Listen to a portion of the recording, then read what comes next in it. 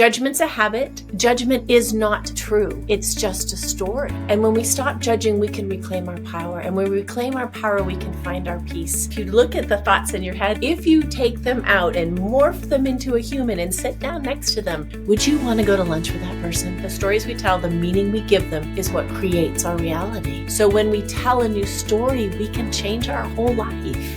Welcome to the Old Chicks No Shit podcast for midlife women who are ready to rewrite the rules and create their kick-ass next chapter. I'm Jennifer Arthurton, and each episode we dive into reinvention, resilience, and unapologetic pursuit of your best chapter yet. Because midlife is not the beginning of the end, it's simply a new beginning. Let's dive in. So we're starting off 2024 with this conversation with my good friend, Sally Arnold, who is an international mindfulness educator. She's a speaker, an author, an awakened living coach, an awakened parenting coach. She is all about helping us live in the present moment, live with mindfulness, so that we can just be more of who we are and access more of our lives. So welcome, Sally. Thank you, Jen. It's so nice to be here with you. Happy New Year, everybody. This is going to be fun. Yeah. So the topic that Sally and I are going to be talking about today is judgment.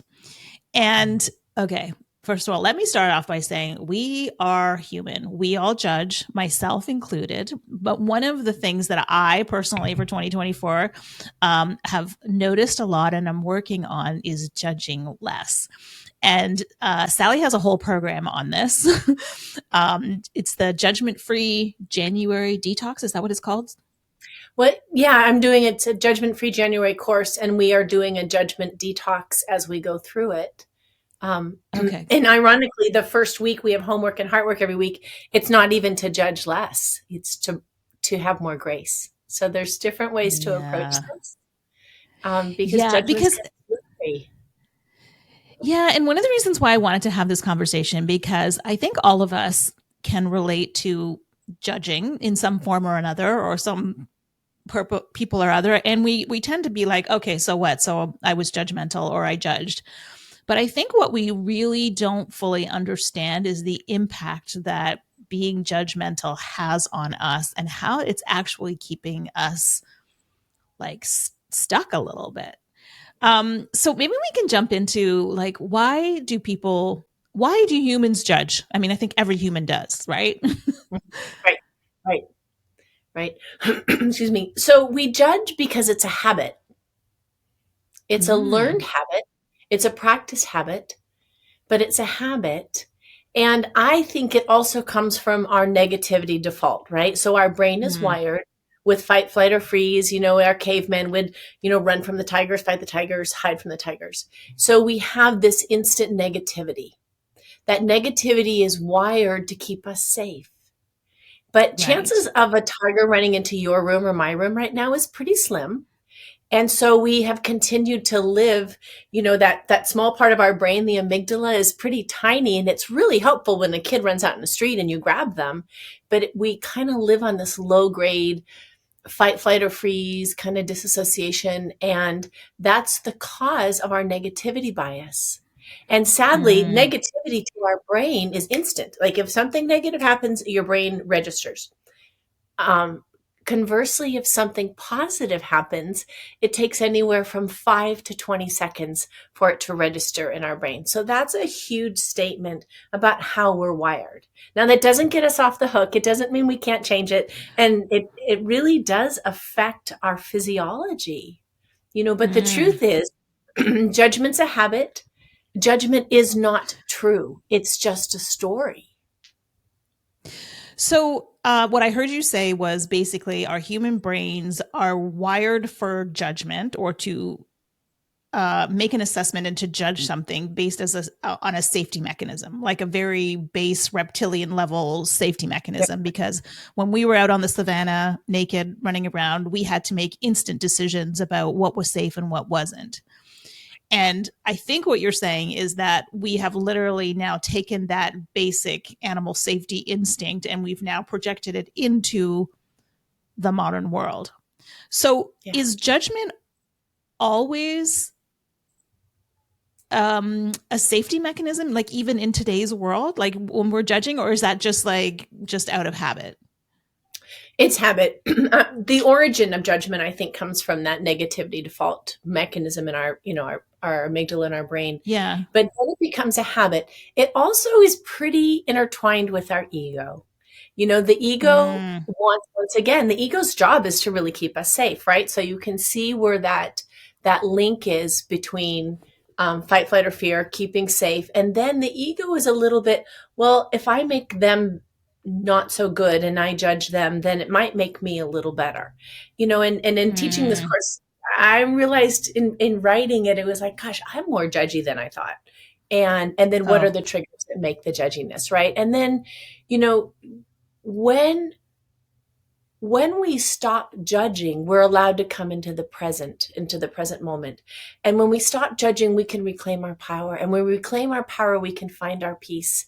And so it's really kind of breaking down, where does judgment come from? And what is that relationship with ego versus wisdom? The language of ego is that duality. Everything's good, bad, right, wrong, pretty, ugly, right. Fat, thin, judgment. But once again, it doesn't make it true, right? Versus wisdom is the language of compassion and love. So in this journey of judgment detox, it's replacing, because when you take something out, you got to put something back, right? So when we take a habit out, we're going to replace it. So it's making those changes on the way, and it's a lot of practice. We've been doing this a long time. It takes a while. It's interesting because when I first started making an effort to be less judgmental about things, what I didn't realize was all of the, first of all, how often I did it. And in the sneaky little ways in which I did it, like little things like that I would never have even paid attention before I started becoming aware of my how I judge. Like you're driving down the street, somebody cuts in a little bit too close, right? And you're like, that guy's an idiot. He doesn't know how to drive yet. Judgy, right? And I've had to catch myself being like, oh, why did I literally just jump to that conclusion about that person? Maybe he literally just didn't see me, or he's really in a hurry to get somewhere or whatever. And I have to say these things out loud to myself to almost anchor in the moment about, okay, why did I just judge this person? But I think we are just doing it so frequently that we don't even realize we're doing it. And I know that's the case for me, but why does it matter that we judge? What's wrong with that? Well, first of all, what's wrong with that? We want to catch us judging ourselves about judgment. Oh gosh, yes. again, and then it's kind of a spiral. So with the judgment detox, I have it in 3 phases. There's the mindfulness piece, and mindfulness is just simply what brings awareness to our experience. So when you're saying, I didn't notice, and I started noticing, and I became more aware, it's like, whoa, it's all right there. And then the other piece is our thought awareness. Thoughts are what narrate our experience. So the story we tell, the meaning we give it ends up being the life we live, right? And then the third part is the self-compassion piece. And self-compassion is what gives us, it brings the acceptance to our experience. So instead of judging ourselves for judging, it's like, oh, wow, I remember that voice. And be able to gently and softly pivot in that moment. But your question about why is this not good? There's 2 things that I like to think about. One is for you to have the experience, you meaning any of us, our body has to somatically feel the emotions and the experience before we have the judgment. So let's talk about the idiot that pulls out in front of you. Now that's judgment is restricting, right? To have those thoughts, your body constricts, restricts. You don't feel good. And he doesn't change, it doesn't affect him at all. And chances are his wife's having a baby, or he's, got IBS, he needs to get to a bathroom. He's got a reason, and it doesn't matter because it's all story. So our radical responsibility is to come home to ourselves and allow what is, because the instant manifestation of allowing is peace, right? So when we witness others without judgment, that's where the peace is. So coming back into the present moment, reclaiming our power, which is only, in the present moment. And that's where we find our peace. Otherwise, we're leaking our energy. It's sloppy all over the place. Sloppy without judgment, but a truth be told. Right. So, in judging, then, it can contribute to our stress, Mhm. right? Absolutely. Which could lead to illness or just the way that we feel about that day or the way that we feel about ourselves. And so it's not, what I hear you saying is judgment is not like an isolated incident, a thing, right? It's like you just said, leaky energy, right? It like spills into everything. Right. And so, and this is the other thing that I became aware of when I judged is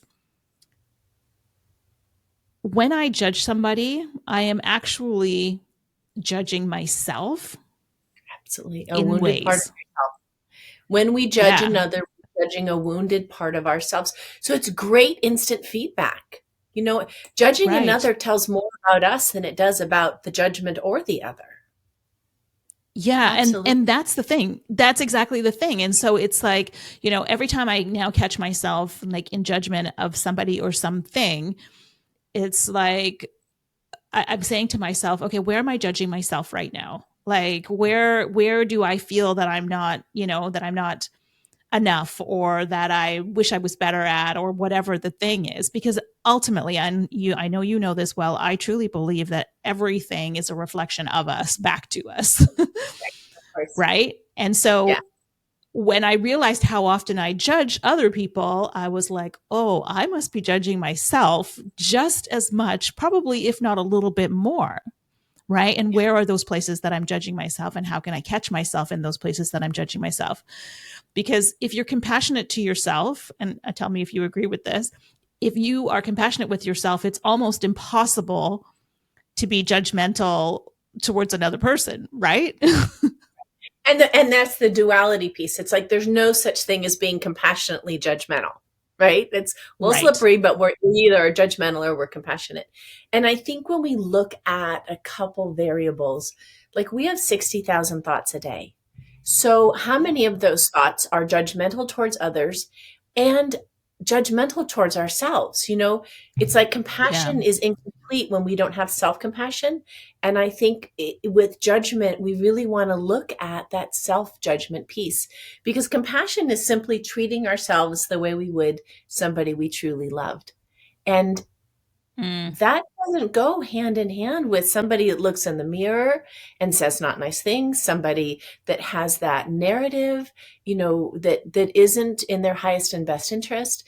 And really, to break it down, if you look at the thoughts in your head, if you have 60,000 thoughts a day, if you take them out and morph them into a human and sit down next to them, would you want to go to lunch with that person?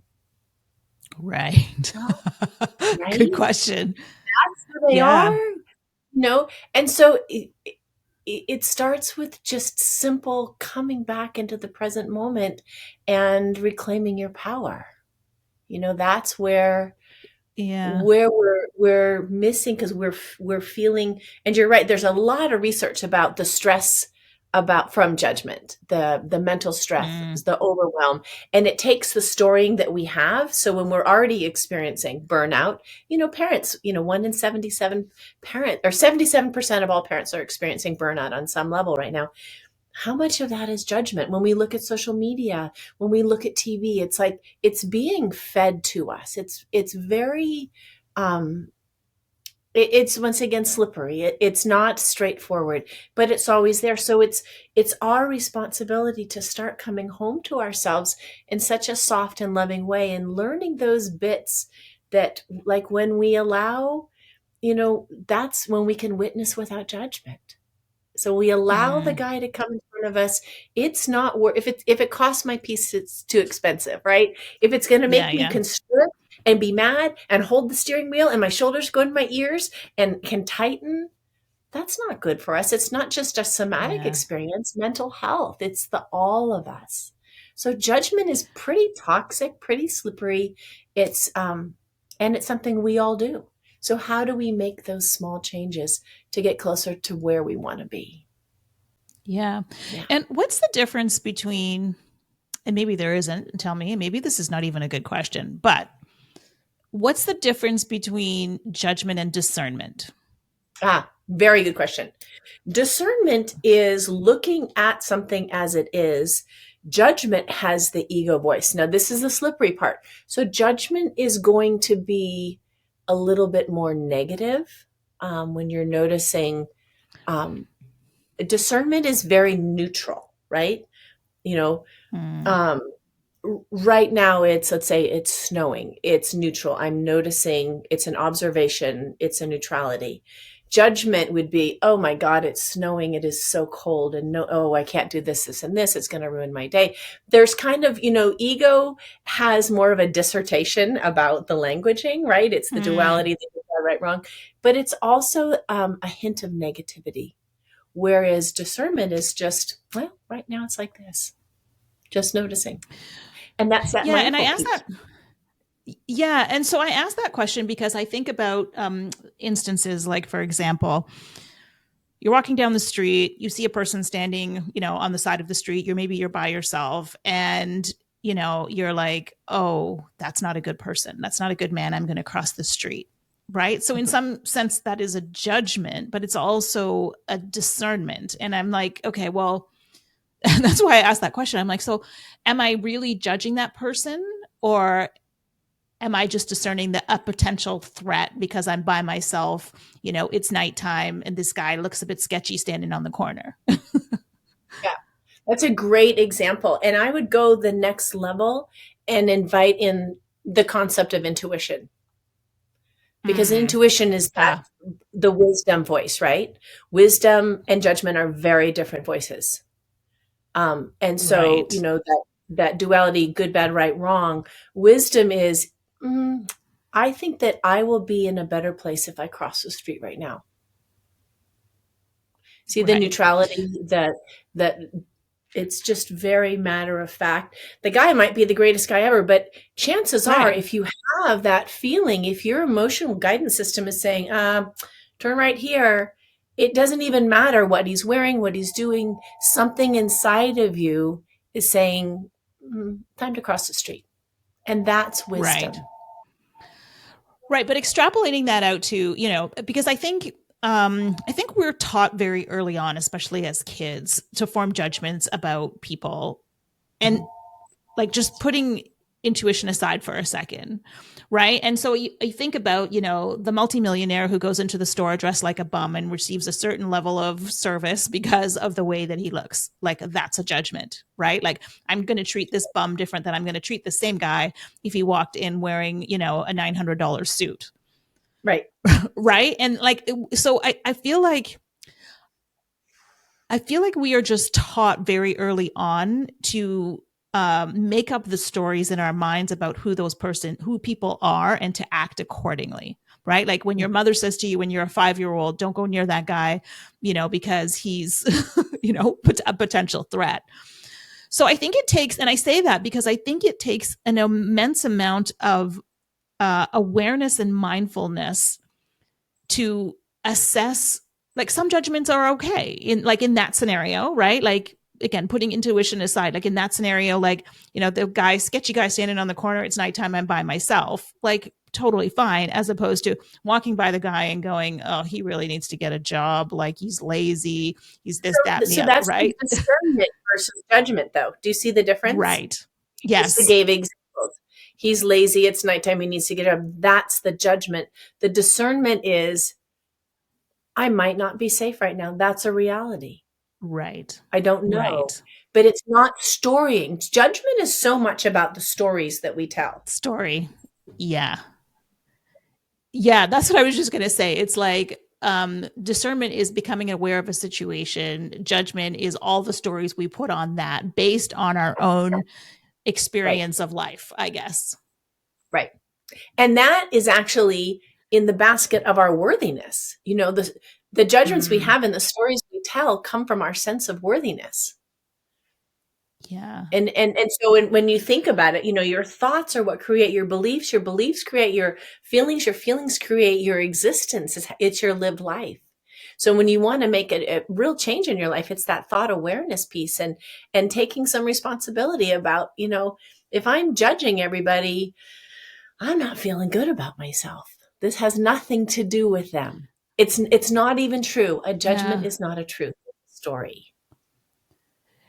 Yeah, and it's so interesting because I think too about the state of the world where we are in now, where it's all about division, right? Like whether you're, you know, Jewish or Palestinian, whether, you know, you're black or you're white, whether you're a Republican or a Democrat, like all of that is judgment, right? Like we put judgments on people, you know, based on which camp they belong in. Right? Right. And Story. so if you're a Trump supporter, therefore you must be a bad person. Or if you're a Biden supporter, you're like, I'm not taking political sides here. I'm just saying we instantly, anybody who is different than us or has different beliefs than us, like we extrapolate that judgment or that awareness or that discernment. Oh, this guy has a different political view to me. But then, okay, that's okay. But then we get to the part that means, okay, because he has a different political view than me, this means this about him. Mm-hmm.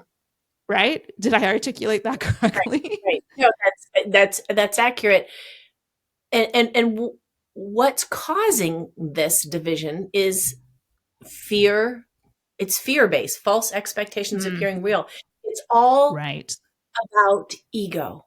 I have to make you be the Right. other. There is no other, right? The truth is there is no other. But I have to make Right. you the other to keep myself safe, which is also not accurate. And so when we look at where is this coming from, it's listening to our mind versus our heart. And when we can drop from our head into our Right. heart, that's where the truth prevails. Right. But the rest of it is really storying and this soup of fear. It's just fear-based. It's fear, lack, limitation, separation.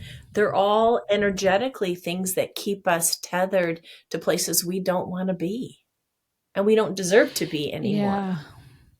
And I think you just made a really important point there. And this is why I love the work that you do through your Mindful Compass um, business is we live by default, we operate by default. Like 99% of all humans just go through life without really consciously thinking about anything that we do. We just do, right?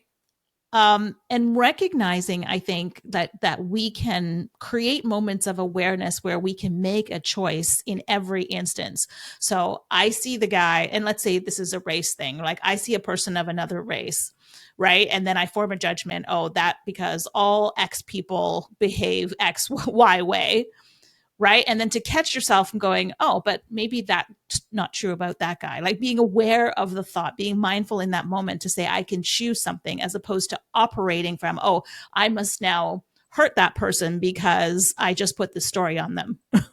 Right? Which I think is at And the root of pretty think much. about, well, I was Yeah, going to sorry, go say, ahead.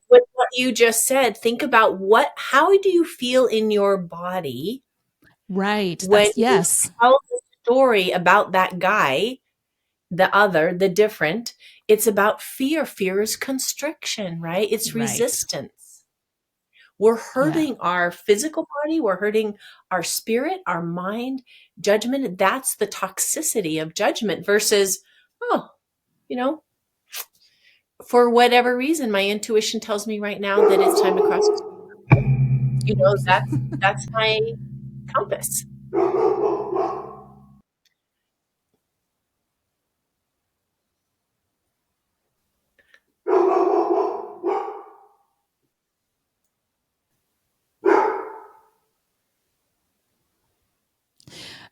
Sorry.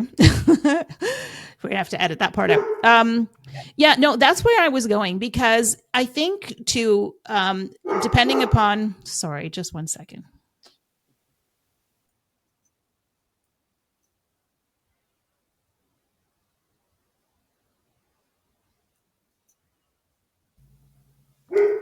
I knew he was gonna do this. Okay, let me just start this thought again.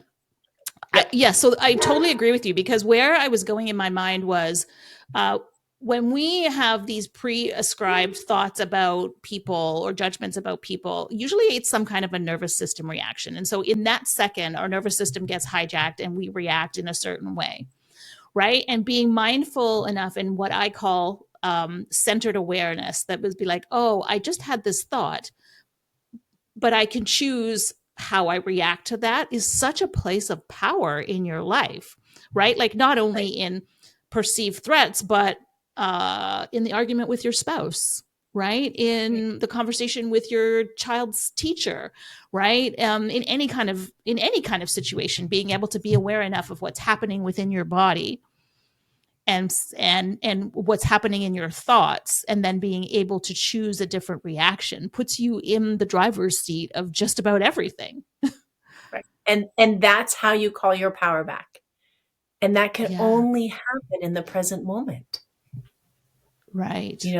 That awareness, that's the mindfulness. It's bringing awareness to your experience and narrating your thoughts. It's like, well, this isn't serving. This is a story. I'm noticing an old pattern. And when we practice this enough, all of a sudden what happens is we stop telling those stories. And then like for whatever triggers us or something, it's like walking back into your parents' house and you haven't been there in a long time. Sometimes we just are all of a sudden 8 years old again, those flashbacks, those triggers. And so, but then noticing, oh, I haven't heard that voice in my head for a long time. Like I forgot that I used to do this all the time because I felt sick. And now I'm safe.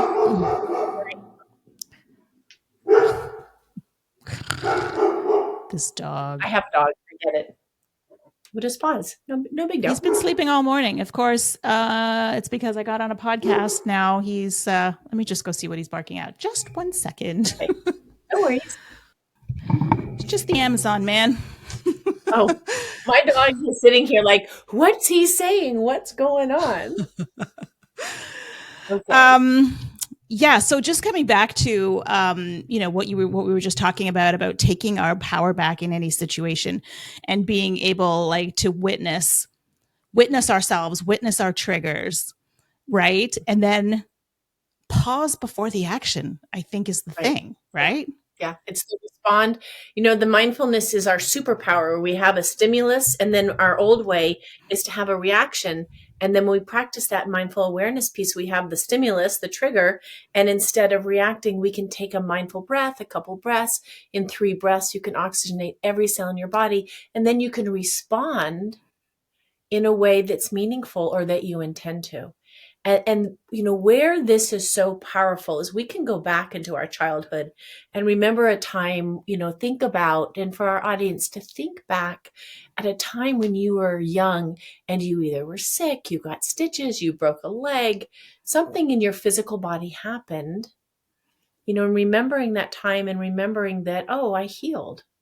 And then the other side of that is we can all go back to a time in our childhood or young adulthood where somebody said something really hurtful and it's still alive. It didn't heal. And so we can respond or we can react. And that's where that responsibility is, because when we react, sometimes we say things that we can never unsay. And we don't want to be the reason somebody's in therapy, right? And so these are kind of all tangled up together. And that's where that mindfulness piece is so powerful, because it gives you that spaciousness to take a breath and respond instead of react. Yeah. And I think there's a quote on your website that I read a little while ago, and it said something about that you could be missing out on like 50% of your life or more based on the fact that you're living by default. That's an incredibly powerful statement, because for most of us, like living by default, it's just like, this is my life. This is what I do. Right. And there's no thought or possibility to what I might be missing in this particular point in time. But this is exactly what you were just talking about, right? Like, is being able to get yourself into a place where it's like, oh, I'm taking this action right now, but do I really want to be taking this action? Maybe there's something different. Right. And different actions lead to different thoughts, which lead to different circumstances, and literally can open up parts of your life that you didn't even know were available to you. Right. Yeah. And that's power. Yeah.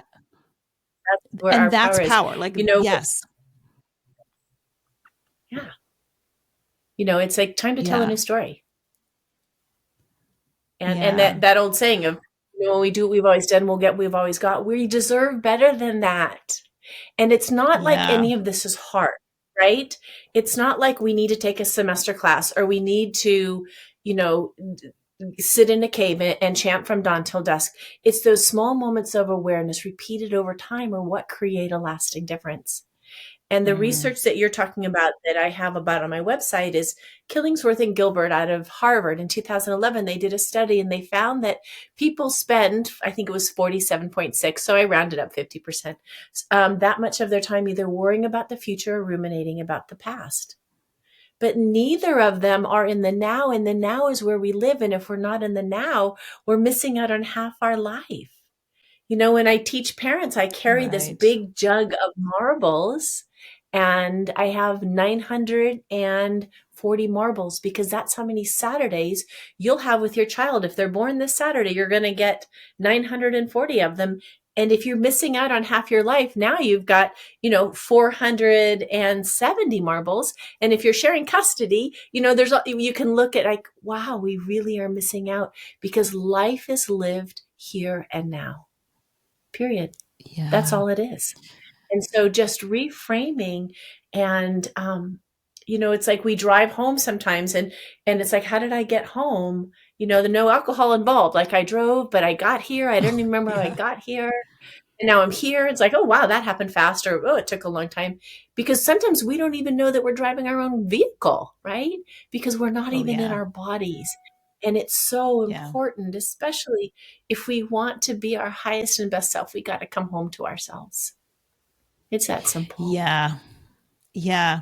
And I think, um, and this is kind of where we were going with the judgment piece is, right? Like it's the stories that we're telling ourselves about our lives, about other people, right? And if we can just like literally catch ourselves in those stories and be like, huh, is that really true? Like, do I know Right. this to be true? Like, is there a There you go. possibility that it's Great not preface true? question. Yeah. Yeah. Right? Yeah. Yeah, no, it's so interesting because, and again, like things that we might have, experiences that we had in our lives, things that were told to us by our parents or a teacher. Like I remember a big one for me was when I first started writing like the blog for Old Chicks. Um, I used to tell myself all the time, but I'm not a writer. I'm not a good writer. I'm not a good writer. And then one day I was like, well, wait a minute. Why do I think that? And when I started like actually really thinking about it, it came back to when I was like a 6-year-old and I had this teacher who was a real like stickler for penmanship and my penmanship wasn't good. Like I was always outside, those little lines that they used to give you on the paper, Yeah. With the right? dots in between. And Yeah. she used to tell me that I wasn't a good writer. So I carried that with me, but literally I wasn't a good writer because my B's didn't touch the line or went over the line or whatever. And I took that to mean like I carried it with me over time and had extrapolated that into the fact that I'm actually not a good writer. And then when I was like, holy cow, like for my whole life till I was like 50, I believed I wasn't a good writer based on something. And so being able to challenge those stories, right, that we have about ourselves and be like, oh, is that true? Is that true? Is that still true? Maybe it was true back then, but is it still true now? Like, is it like even that in itself? And even asking ourselves that question about when we find ourselves judging people. Like I've said this to myself. Well, oh, that guy must be. And then I'm like, well, is that true? Do I know it to be true? Is there a possibility that that's not the truth? Right. And then it Right. opens up all kinds of new ideas and possibilities that I hadn't considered, which then allows me to be able to step into the space of compassion. So I just judged you for being an idiot. Meanwhile, you're rushing because your father's on his deathbed and you're trying to get to the hospital, right? Like Right. you're not On an his last idiot breath. after all and a bad driver, right? Right. Yeah. Yeah. Yeah. Absolutely. It's so And fascinating. The that's human your brain is fascinating. it absolutely is. And it's like finding those, there's so many simple changes we can make. And then even though they're simple, it doesn't mean they're easy, right? Like it does Right. take some accountability. But as a child and hearing that you didn't get your B's and the lines and the bellies weren't right and this isn't, and then that story, how many stories do we have? And Exactly. and it's still, as an adult, you're giving your power to that teacher, still giving. And Right. so much judgment is, we really are giving our power away. And it's so persnickety. It's like giving our power away to try to feel better about ourselves, like to be safe. Like, if I don't write, then I can't be faulted because I've been told I was a bad writer, so therefore I won't do it, because then there's no problem. And Mm, so it doesn't make it, once again, it doesn't make it a truth. And it's the stories we tell and the meaning we give them is what creates our reality. The stories we tell, the meaning we give them, is what creates our reality. right. So when we tell a new story, we can change our whole life. Right. We can open up new possibilities. And to your point, like, how many stories do we have? Like, honestly, like, if you actually, I mean, there's no way to even document how many stories you have, because there's some of them are so buried deep, so subconsciously deep. Like, you probably don't even know that it's a story until you actually Right. like came upon it and was like, wait a minute, start questioning, right? Is this true? Is this really true? Um, and I think the thing is like, some of these stories, like, or I would probably argue the majority of these stories are not only are they not true, like, we've taken something and it's now like the meaning of it somehow got contorted, or we, extrapolated it beyond what it was meant to be, or you know what I mean, or we just, something that we overheard that wasn't even relevant to us, but we just, for whatever reason that day, took that thing and carried it Right. forward with us. And then these are the stories then which we are using to judge other people, Mhm. right? Yeah. And Right. ourselves. Yeah, Right. it's Cast, fascinating. we cast them out without knowing. So then it's like, and really, when you're saying there, we don't know how many, we look at 60,000 thoughts a day. How many of those are stories? How many Right. of those are not true? How Right. many of those serve Right. us? And part of living an awakened living, no longer living by default, is examining the stories, but with just a sweet gentleness. Like, it's not a big deal. Oh, yeah, I used to think that. Is it true? Probably not. It doesn't matter. Let it go. Because, like I said earlier, the instant manifestation of allowing is peace. So if we tell a story that it's like, well, whatever, it's okay, then we can feel peaceful in that moment. We don't have to Hmm. have resistance. We don't have Right. to retell a story. We don't have to make sense of something that doesn't make sense. It's a lot of work. It's kind of like that worry mind. It's a lot of work to worry and stress. And we do it habitually. So I love this Yeah. topic because it allows us to take a peek at what's no longer serving us and insert those small Mm. bits of self-compassion and love that really do serve us, that make our life so much um, more beautiful. And that's what we deserve. Right. Right. Yeah, that is so true. So if somebody is listening to us having this conversation and they're thinking, yeah, I catch myself in judgment, like, how do we start detoxing ourselves from judgment of ourselves and of others? Mhm. I think what's important is that when you take something out, you've got to place it with something, right? Mm, right. So it's the simple part, I believe, and part of it's, based on, I read a lot of neuroscience, and then it's also Sally Says. Intuitively, I've done this for 20 years, and there are some patterns, right? But when we notice that we're judging and we replace it, let's just look at self-judgment. I'm judging myself. Right. When I replace that with self-compassion, I'm filling that hole. I'm finding a new way, and I don't have to judge myself. And then I realize that doesn't feel very good, right?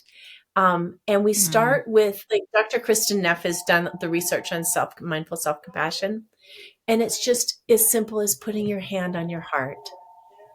Can you hear the phones? My phone's ringing in the other room. yeah, That's not that's going to okay. bother you. Don't, yeah, that's all right. No. Okay. Um, so what Dr. Neff talks about is, that radical self-compassion piece. And I think just this, for I'm going to pause and close the door, Jen. Sorry. I get no phone calls all day, and then they're nonstop.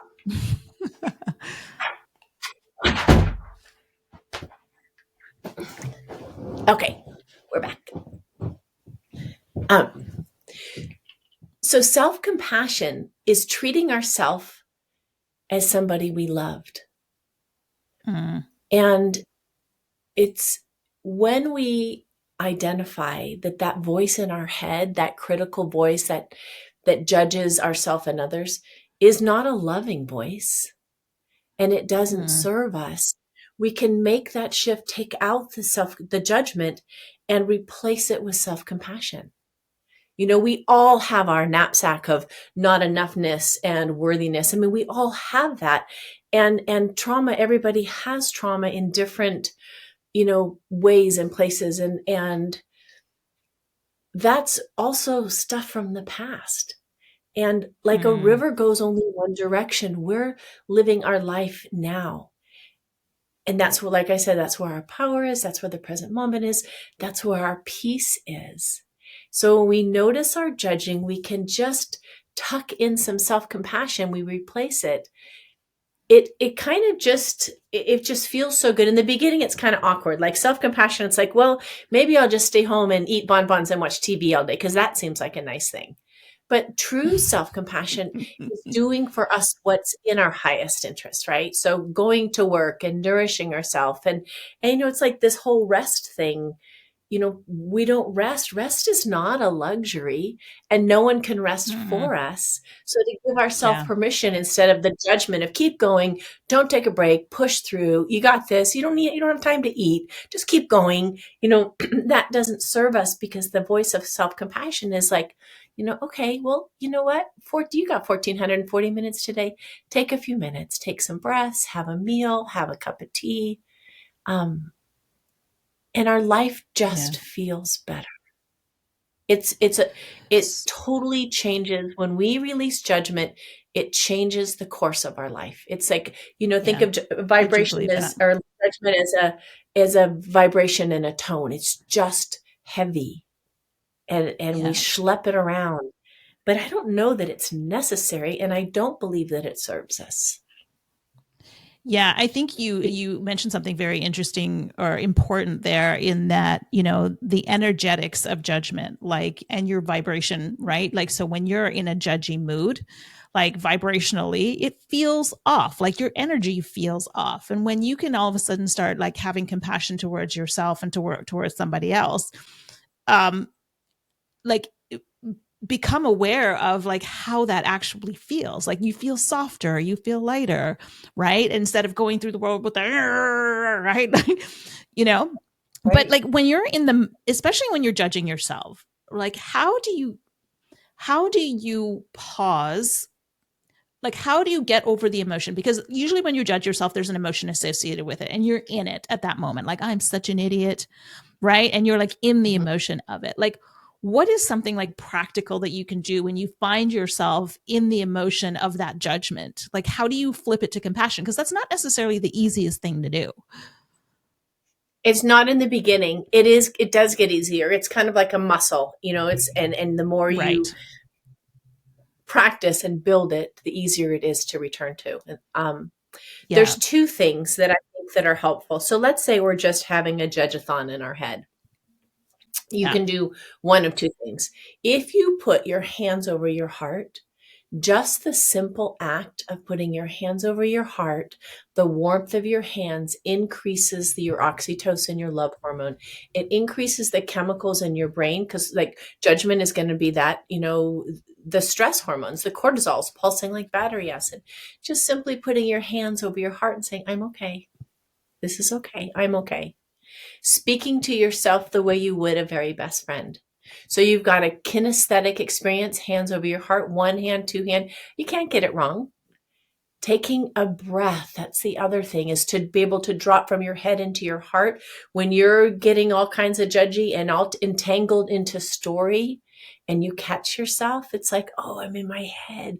Without judging, I'm going to drop into my heart. Whether you put your hands on over your heart or not doesn't really matter, but just try to take those 3 mindful breaths. And in 3 breaths, you can oxygenate every cell in your body. It's a mini reset. And Yeah. if you can, you have a moment, just think of something that makes you happy, like, petting a dog, looking at your grandmother, holding a child, because it's changing the hormones in your brain and your body. It happens very quickly.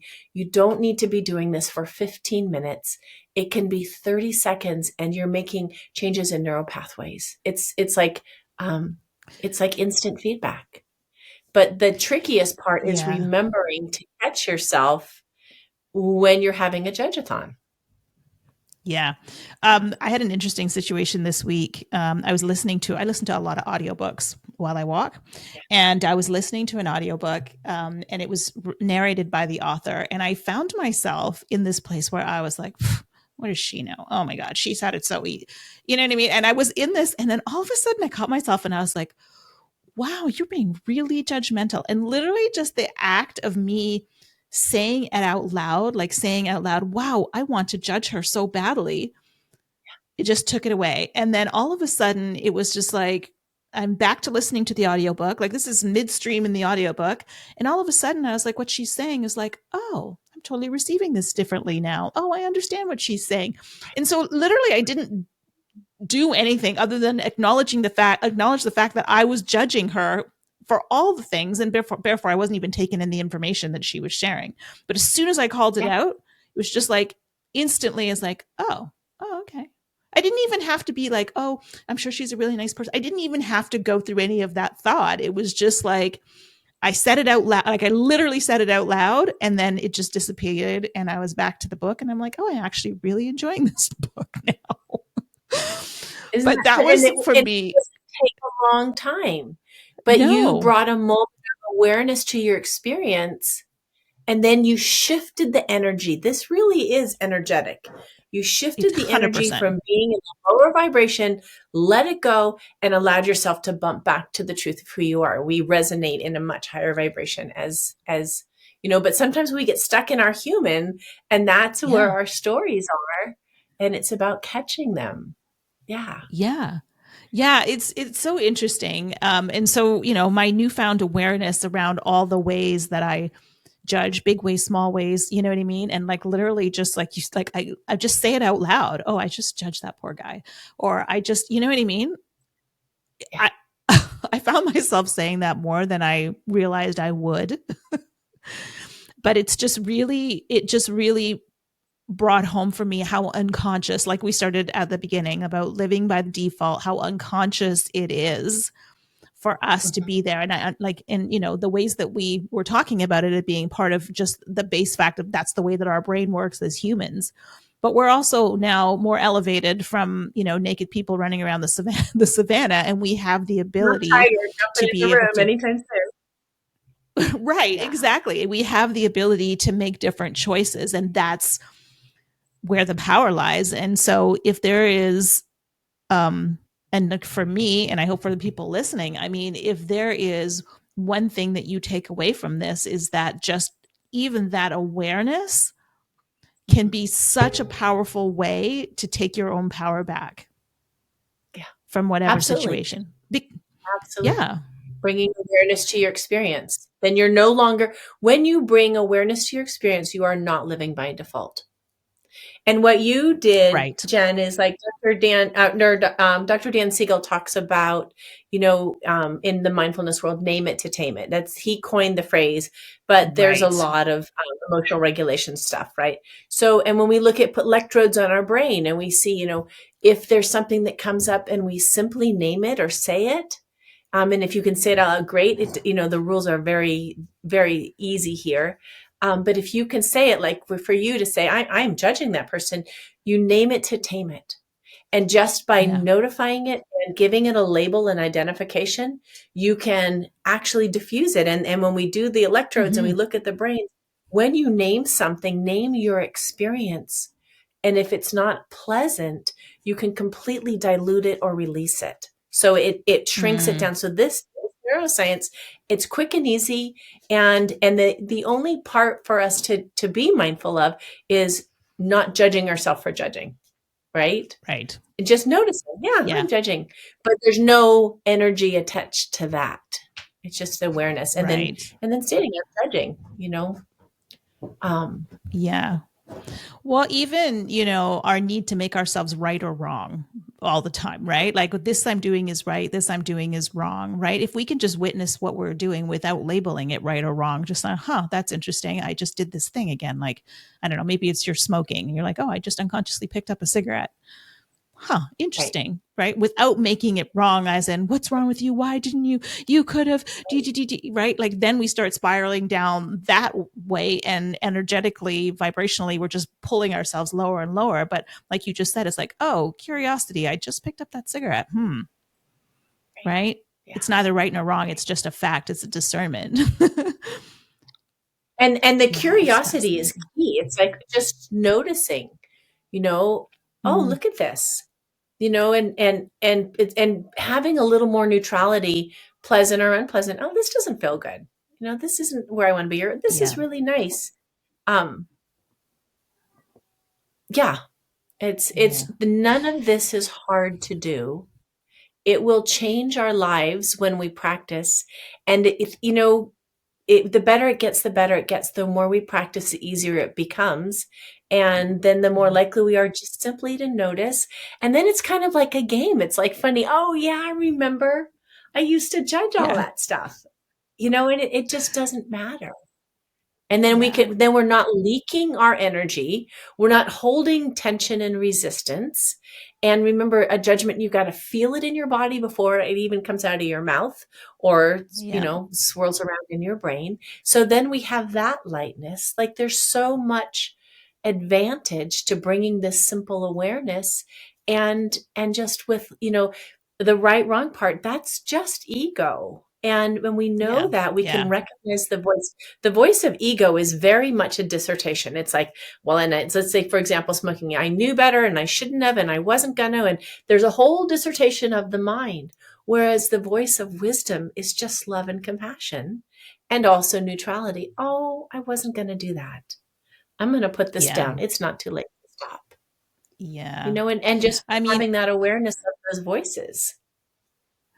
because I think, like judgment, for example, doesn't go away. We just get better. It's same with fear, right? It doesn't go away. We just get better at managing it, right? Because we're human. Like we are hashtag human, and we're doing hashtag human things, right? But Right, recognizing that's like, oh, sometimes I say, oh, that's my human having an right, experience, right? right, right. Just to kind of like Yeah, separate myself from it. But because we're never going to be judgment free. Like, I mean, and I think you'd have to be the most enlightened being on the planet to be able to live in that place of judgment free. And I don't think any of us, well, I haven't met any really super enlightened people yet.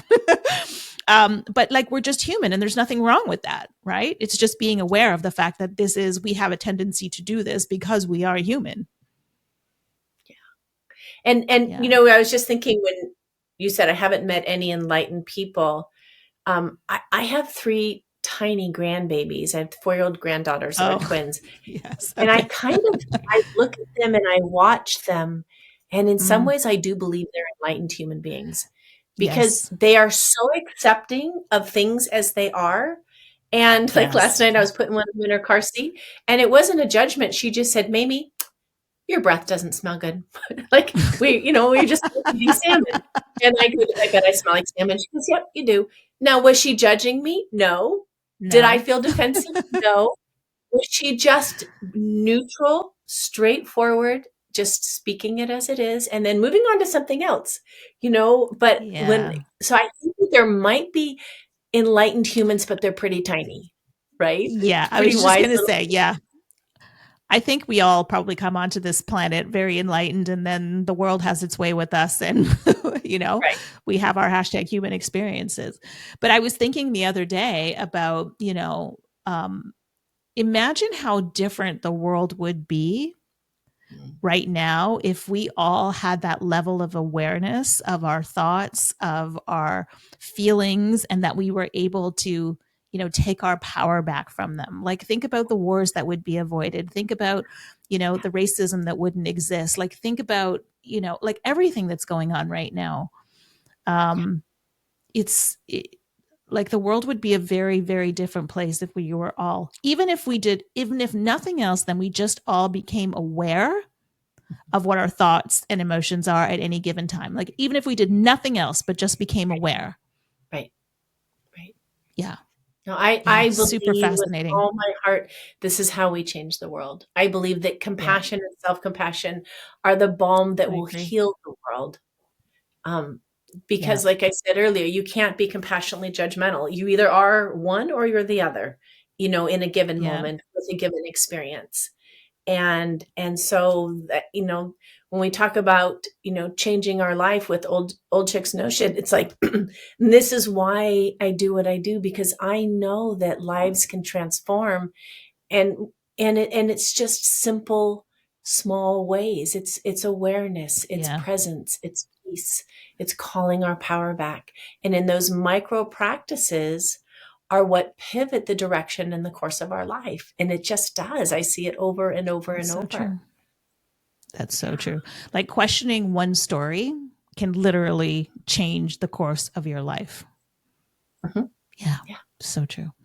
Oh, this has been so good. And we could keep talking about this literally for days. Where can Absolutely. people find out more about you and your work and the judgment detox and all of that?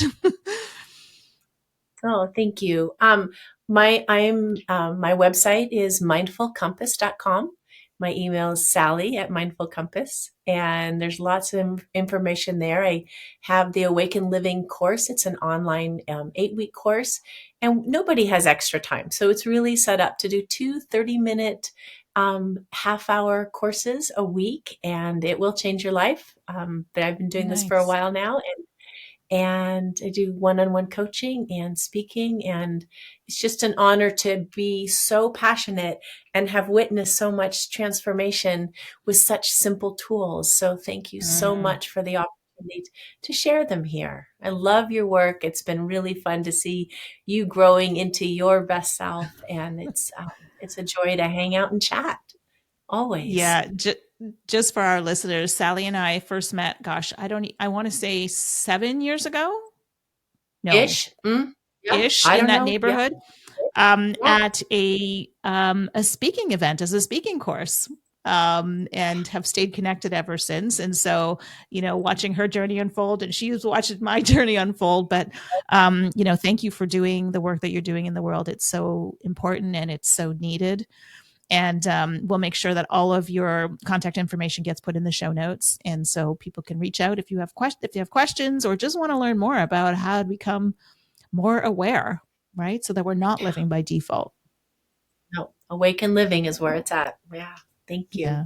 Thank you so So much. thank you, and to everybody listening. I hope you like what you heard today. And the greatest compliment that you could give us would be to rate or review this episode, or even better, pass this on to a friend, a relative, or somebody you know that might get something out of it. So until next time, thanks for listening to the Old Chicks No Shit podcast. If you like what you heard, the greatest compliment you could give us would be to comment below and subscribe. Or better yet, you could share this episode with a friend, a relative, or somebody you think could get something out of it. And remember, midlife is not the beginning of the end. It's simply the beginning of your kick-ass next chapter.